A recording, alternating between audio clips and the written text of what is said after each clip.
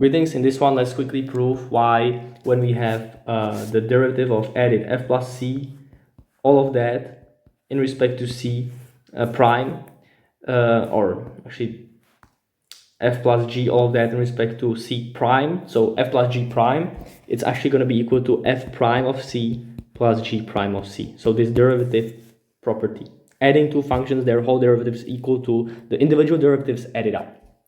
So the way we can prove it is refer to the general definition of h going to 0 limit of f plus h minus f of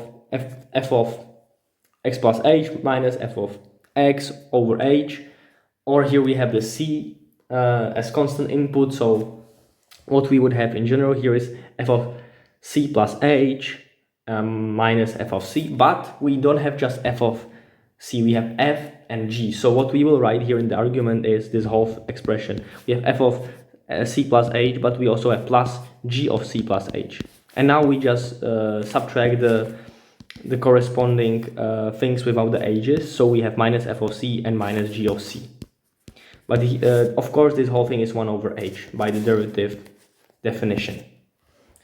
So that's our big argument to the limit, but this can be very quickly rewritten to be more reminiscent of the general derivative definition. We can put these two together and basically very soon see the derivative definition for f. So we will have basically 1 over h times f of c plus h minus f of c over h as one thing, and then we add to it 1 over h. This is all still seen as one big argument of the limit, g of, then we put these together. So g, and of course with the realization of this all along, that's why we put actually that was a mistake.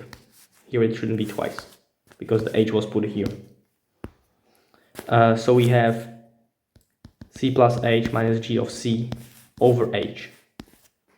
But again, we can, by limits properties, we can separate out these two things into two separate limits. And the separate limits will just directly remind us of the general derivative definition of a single function.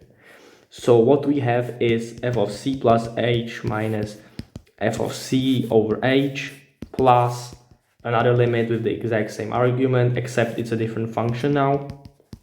And we will have this, which now directly shows that this thing is equal to f prime of c plus g prime of c.